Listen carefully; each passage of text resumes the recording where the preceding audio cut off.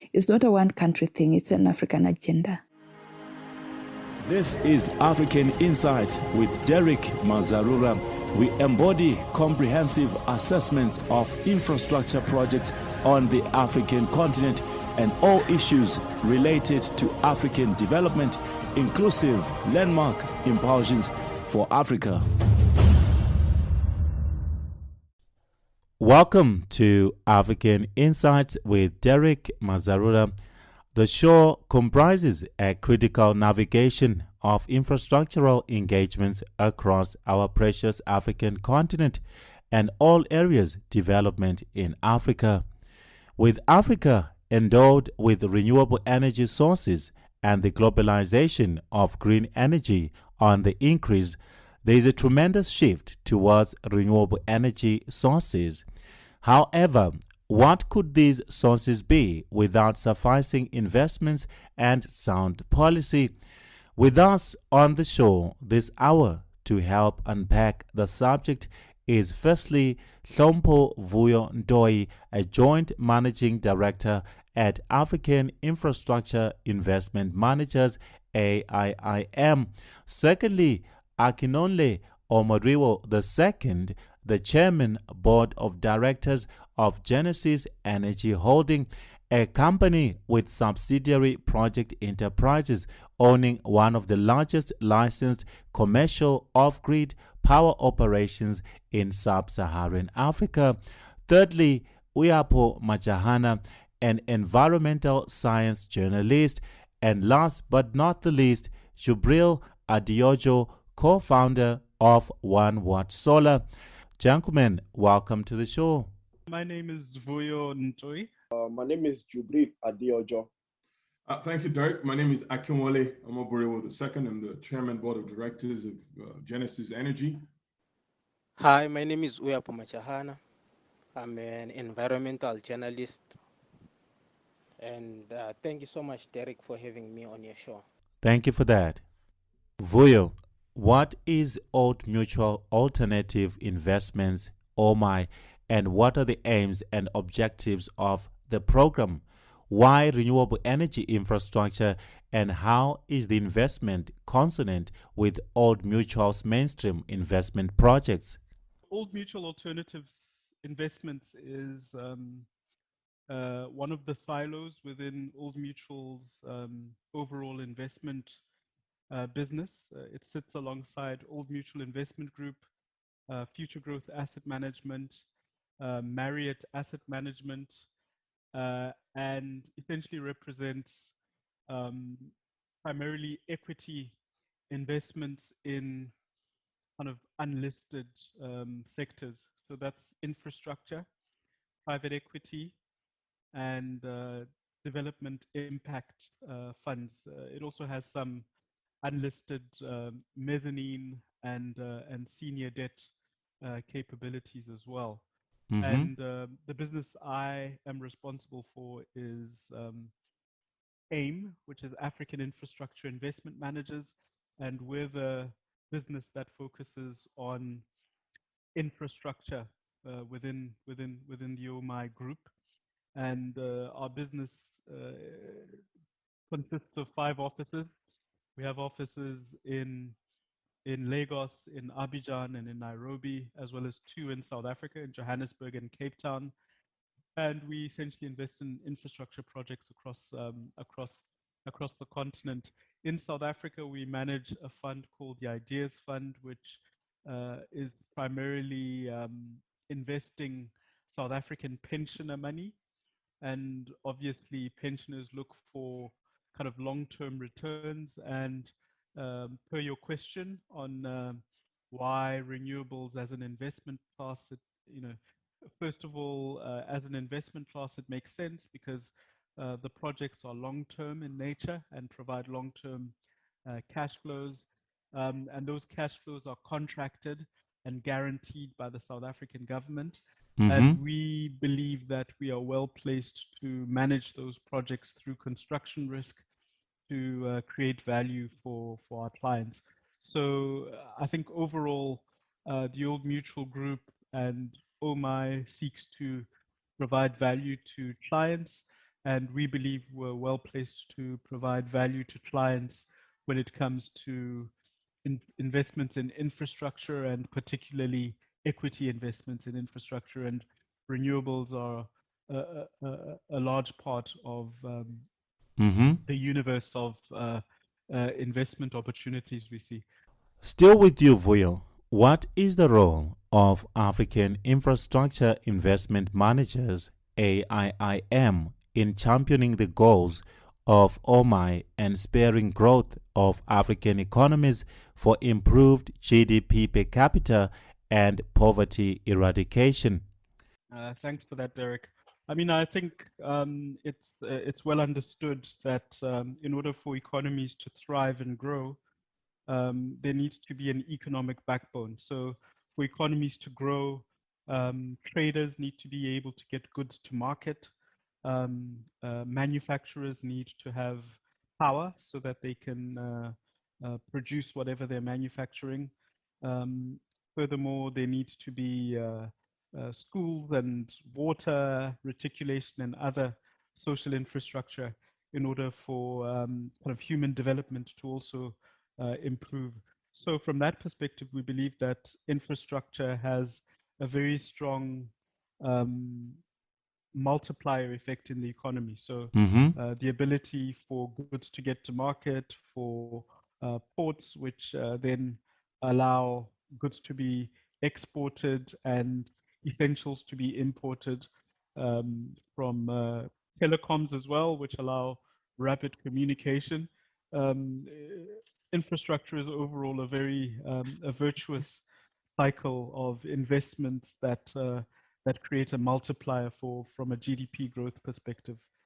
Vuyo, detail societal and community impacts attainable through African infrastructure investment managers, with renewable energy infrastructure being foundational, and also give an outline of ESG approach strategies, stating how climate change, investors, and equitable framework are integrated. Obviously, I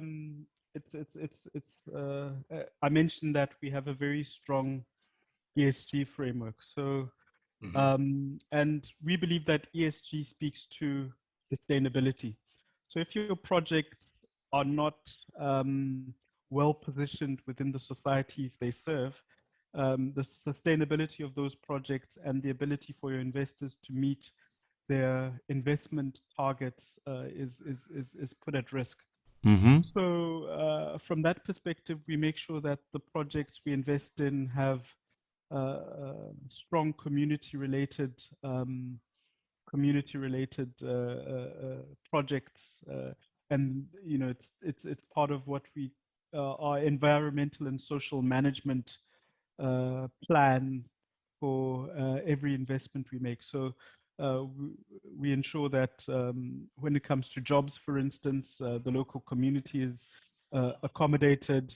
We make sure that, for instance, if we're generating electricity, that at least the local community feels the benefit of electricity. I mean, we've had projects, for instance, where power is generated in a community, but all this power then gets transported on big transmission lines to other parts of the country. Mm-hmm. And one of our social projects was to ensure that the community around that power station is also served by that power generation. Otherwise, it would lead to an unsustainable position where the community is centered in an area where power is generated, but those communities don't have power. Uyapo, your perspective with regards to investor partnerships with renewable energy infrastructure projects? There is actually quite a lot of benefits that the community and the society as a whole gets to benefit through investor partnerships with renewable energy projects, particularly when citizens perceive themselves to be part and parcel of these projects, and if they perceive these projects to be actually developing them and not disempowering them of their local rights or entitlements. Mm-hmm. You know, And there's also the wealth generating potential of these projects. Local communities can find themselves developing other entrepreneurial activities connected to renewable energy plants, you know. And there's also another benefit that local communities, particularly financially vulnerable members, can benefit from, is that these projects, these partnership projects can actually provide easy payment options, because they'll be part of the program. So that gets better in that regard. Again? So my response is that the notion of renewable energy as a business enterprise in itself does speak to mitigating initiatives when it comes to the climate change principles.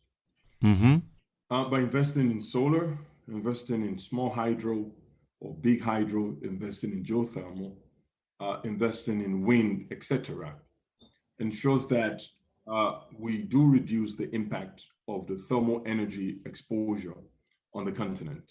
So I think primarily that in itself, it's a major benefit for the continent.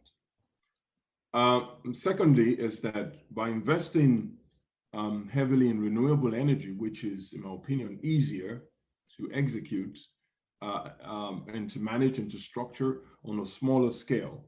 You can structure renewable energy on a small scale, you can structure it in a big scale. But the majority of Africa live within the, should I say, suburbia, rural communities.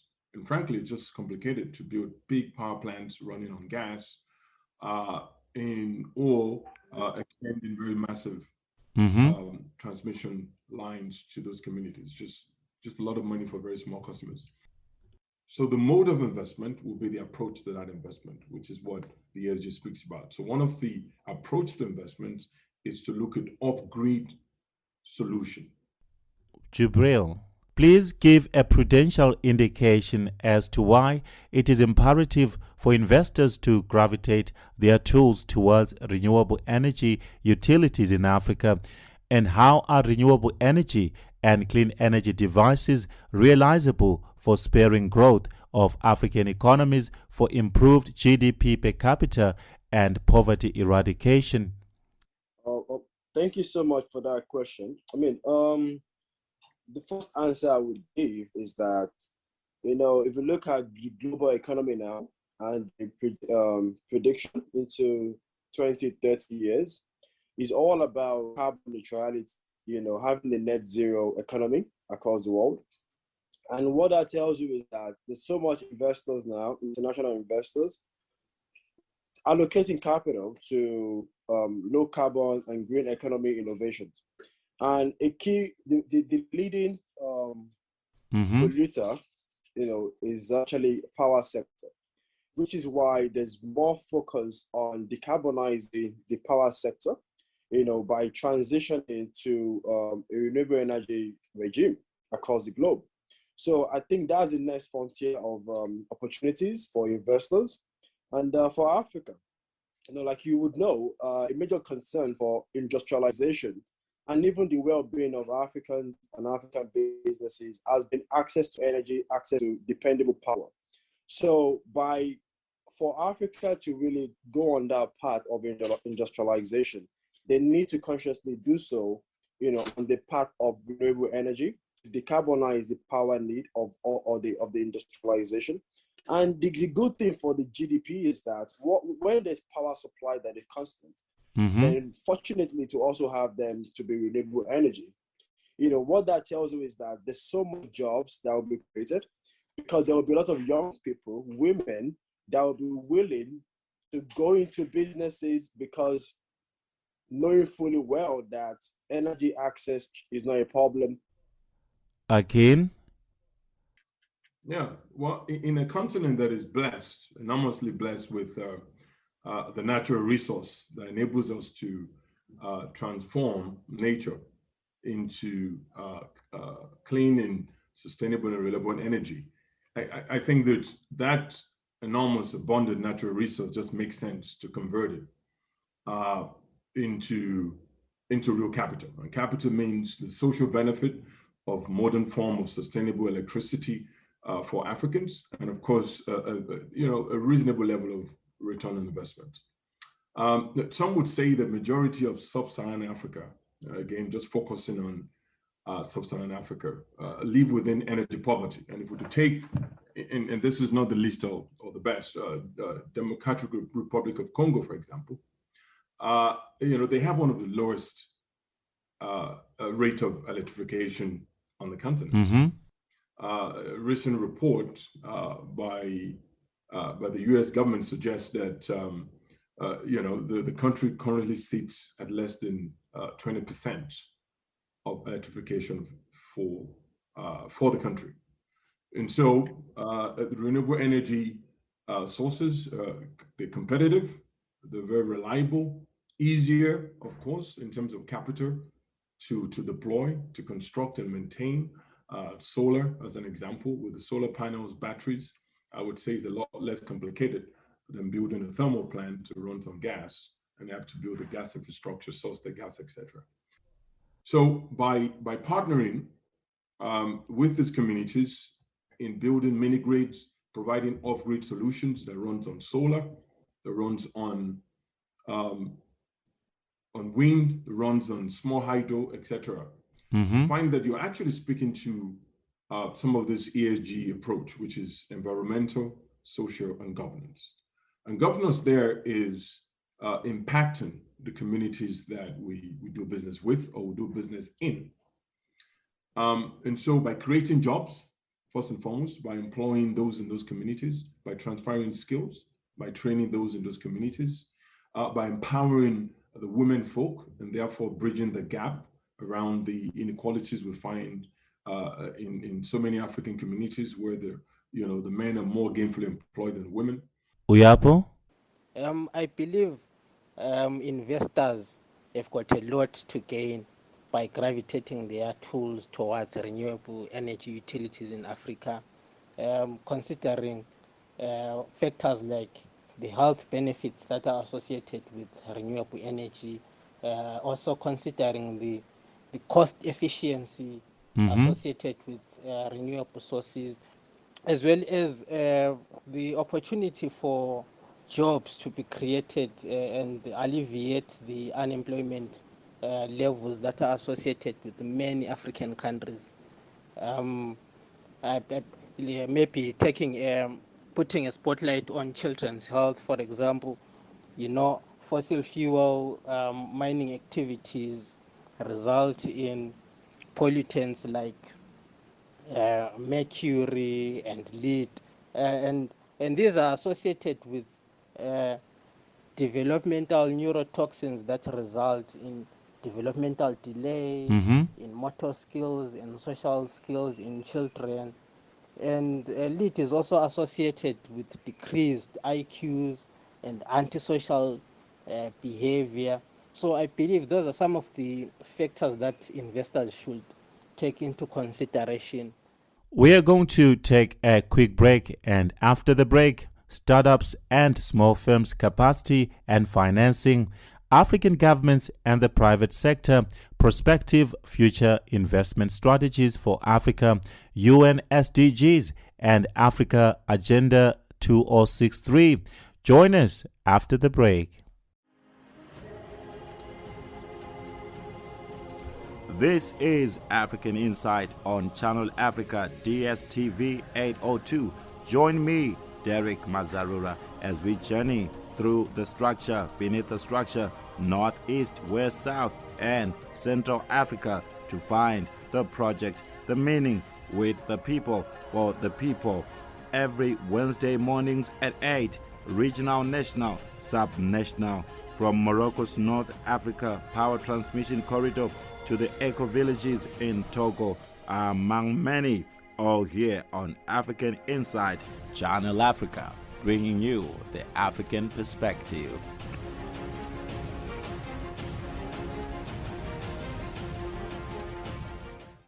Gentlemen, welcome back to the show. And if you're just joining us, we're looking at renewable energy investments and partnerships. Back to you, Vuyo.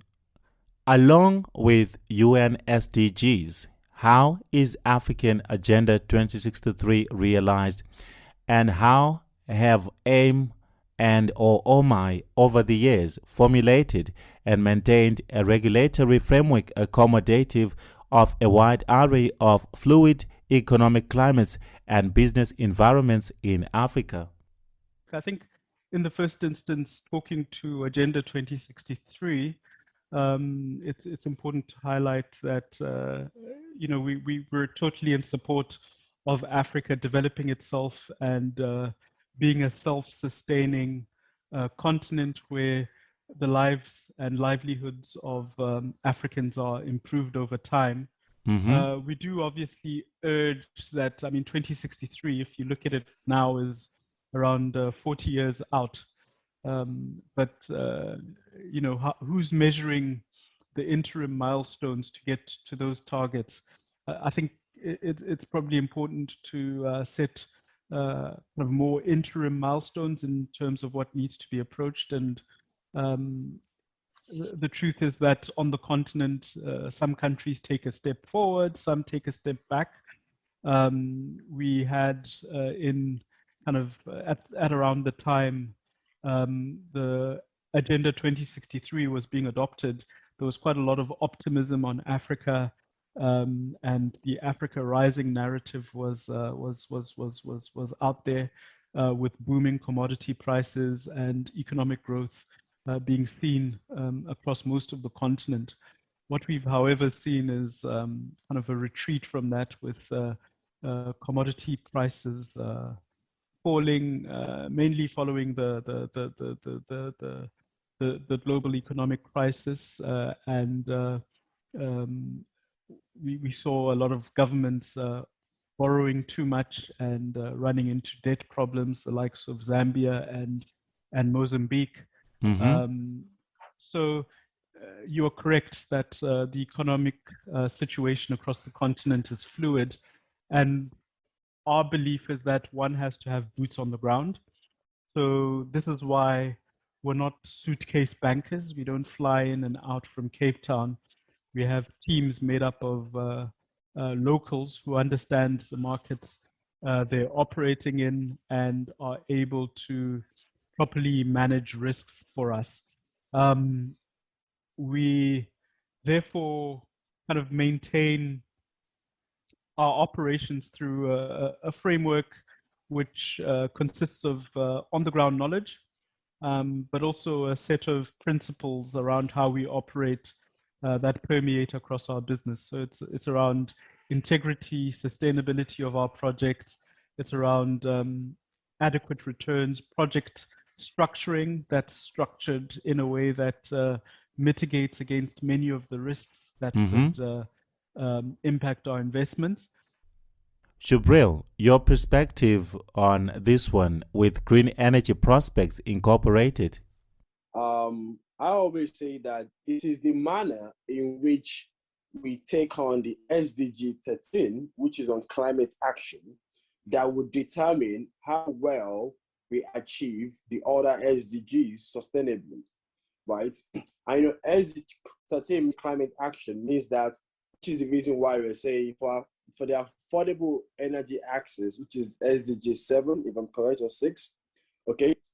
The emphasis there is on renewable energy, sustainable energy access for all, okay? So, and like I was saying earlier, the way we tackle that as well would also determine the opportunities that are opened up within the African economy, right? So if you look at the SDG 1, talks about ending poverty. So with energy access on the continent powered by renewable energy, what that will tell you is that the economy will open up for jobs opportunity. And once that happened, young people, women, farmers are ordinarily able to expand or grow or start a business because energy is a challenge. We have access to starting sustainable businesses, sustainable livelihood. Mm-hmm. And the SDG 2 that talks about zero hunger. You can look at zero hunger from two sides. Be from the side of food production. It could also be from the side of people having money to buy food and feed themselves and the household. Okay, so power, renewable energy is at the heart of activity, development, transformation of the continent because it opens up a lot of opportunities for Africans, women, young people to play in. And that is what the SDG truly is about. It's about opening up the economy of Africa or society in ensuring that jobs can be created, livelihood created, livelihood can be secured. So that is really what the SDG is about. And renewable energy truly is at the forefront, to pave the way for every other SDGs to be achieved sustainably. Again, Part of the Agenda 2063 includes how we power our communities. And so the sort of things that you and I have spoken about, trying to leapfrog Africa from dirty fuels into clean energy, into renewable energy. For example, in Nigeria, we have the Renewable Energy Master Plan, referred to as REMP. And the notion of REMP seeks to increase the portion of renewable energy supply in the country in the long term to the majority power supply. Today we have a lot of hydro, of course, but I think gas in Nigeria continues to drive how power is delivered, and that also comes with its own challenges. But in time, the focus of the Nigerian government is to drive more investment in renewable energy, and so there, over 1 gigawatt of solar power, for example, has been contracted. There's multiple initiatives to support off-grid deployment of solar, of hydro, etc. And the same thing you can speak about in South Africa, where you have the integrated resource plan, all of which, again, is focused around growing the quantum of renewable energy that is delivered on the continent versus that of thermal or the very prohibitive diesel generation, which is just environmentally terrible and, of course, remains prohibitively expensive. Uyapo? Green energy provides quite a number of opportunities to make sure that the United Nations SDGs, as well as the African Agenda 2063, are realized. Take, for example, biogas in comparison to wood fiber collection, which is usually done by women and children in most African rural areas. Biogas provides an opportunity for women and children to improve their standard of living and quality of life and well-being, a life that is alternate to an activity or a lifestyle of labor which actually hampers their self-esteem, and education gets involved as well because, children will have to go to school tired from the wood collection, or maybe they do the wood collection after school. Vuyo, how does African infrastructure investment managers work with lightweight African investors to build financial capacity and expand investment capacity? Any key financial schemes and or assets available to aid SMEs and SMMEs in green investments? Thanks for that, Derick. Obviously, a lot of the projects we undertake tend to be very large civil engineering contracts, which typically include some of the largest contractors in the world.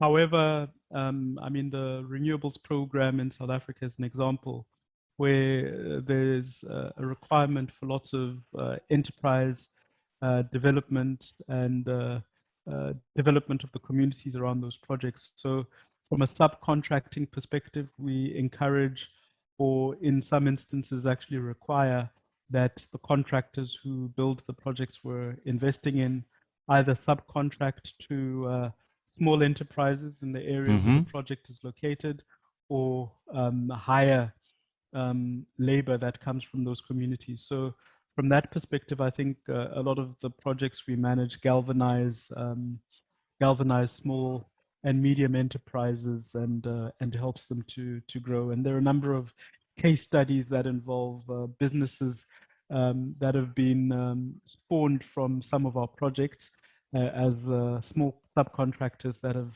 gone on to greater heights, having started as subcontractors to our projects. Why is the realization of PPPs crucial for infrastructure projects in Africa, and where can African governments improve for public and private sector cooperation? In the same instance, please explain African infrastructure investment managers' future investment strategies in Africa, particularly sectors to be incorporated into OMI's key components for strategic development. Thanks, Derick.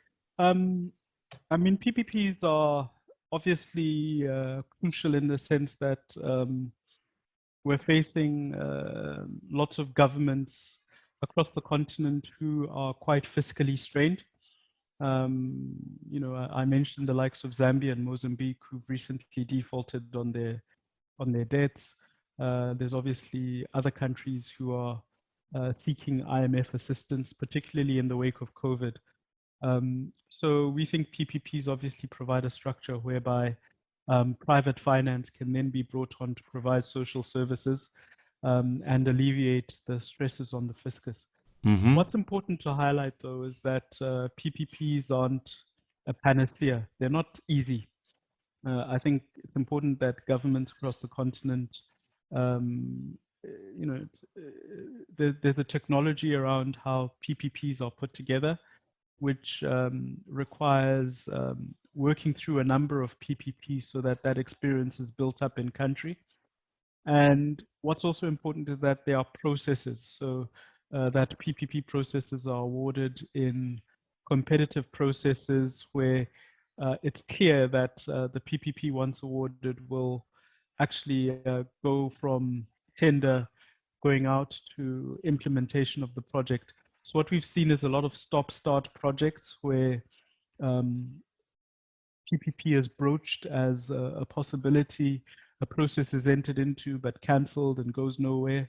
So what we typically encourage is that governments undertake processes where there's regulation and laws that define how PPPs are undertaken. We like kind of transparent, competitive processes where all the parties know what the rules of the game are from day one. Uyapo, your take on the realization of PPPs. PPPs are crucial for energy infrastructure projects in Africa. In South Africa, for example, reports suggest that PPPs have attracted over 200 billion rands of investments. But their success is based on right investor climate. So issues like corruption and transparency are a key consideration that our African governments have to really look into. But however, a right investor climate does not necessarily mean that our African governments have to bow down to investors who actually care more about profits than public good. Akin, your take on the realization of PPPs. So first of all, infrastructure development in general is very expensive, it's highly capital intensive, highly. And energy is no different. It costs you a lot of money to build, again, thermal power plants and build massive infrastructures. So on a least cost approach basis, Africa needs to continue to prioritize, whilst not neglecting, prioritize renewable energy investment, whilst not neglecting the, for example, gas-fired investments. And largely so because the renewable energy globally, it's become a mainstream business in support of driving, if it's possible, the reversal around the negative climate changes that we're experiencing. And so you have a lot of capital out there anyway that would like to finance renewable energy solutions. And so we have to, just elementarily have to work smart. If you have sufficient capital in the private sector that can support private investment in renewable, why do you want to go against the wind? Instead, focusing entirely and essentially owning other forms of energy. So the environment itself lends itself to renewable energy investment. That's number one. Number two is, you asked me, what can the government better do to foster public-private partnership? Again, I think that one of the things I spoke about was red tapes. We need to find ways to reduce bureaucratic red tapes. Again, please structure a suggestive roadmap for future investment strategies in Africa, describing intimate correlations between the energy sector with such landmark sectors as agriculture. Yes, I think that there's already intersection between agriculture, ICT, and energy in so many ways. Some of the anchor, should I say, customers to a lot of the off-grid and mini-grid solutions in our rural communities, as you know, remain agriculture. So agriculture, if I understand it correctly, remains the biggest employer of labor on the continent. And so, those subsistence farmers, the commercial farms, industrial farms, the agro-industry, agro-allied industry, etc., all needs to be powered. And it's complicated to build a very expensive thermal power plant to power a 100 kilowatt farmer who's 200 kilometers away from the national grid. But renewable energy can do that. Solar can do that. Solar and wind can do that. Small hydro, run-of-the-mill, run-of-the-river hydro plant can do that. We are powering communities on mini grids that are largely driven by the farming enterprises.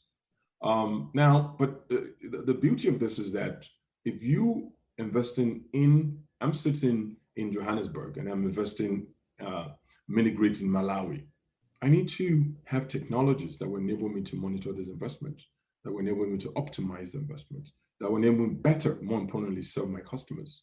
And so ICT becomes critical. So the intersection between ICT, energy, and agriculture, it's already actually a standardized business on the continent. Uyapo? I sincerely believe that a future investment roadmap in Africa should leverage on the fact that many agricultural practices continue to be based on animal and human energy. And clearly that is not enough. Like there's a gap there. And in essence, that means that the potential gains in which agricultural productivity through the deployment of modern energy services are not being fully realized. There is a gap there that needs to be filled by investment strategies.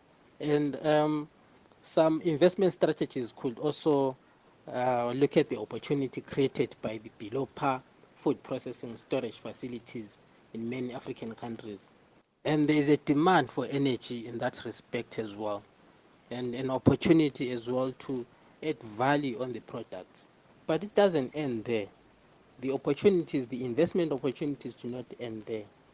And the agro-processing industries like sugar mills also present another opportunity to produce energy, not only for self-sustenance, but also to export that energy. And SAPI Southern Africa is a good example of this, and they are taking full advantage of this opportunity through the fuel rods that they produce in their pulp making enterprise. Gentlemen, thank you for affording us your time. You're welcome, Derick, and it's a pleasure. Thank you so much, Derick, for having me on the show. On that note, we have come to the end of our show. Money alone cannot light up our homes or provide energy for our light and heavyweight industries. Shrewd and astute combinations are to be considered and therefore hard choices made, but all in the best interest of the African child. That is doing African things right, for doing it right is the African way. Join me again next week same time as we explore the structure beneath the structure right here on African Insights. My name is Derick Mazarura, and it's bye for now.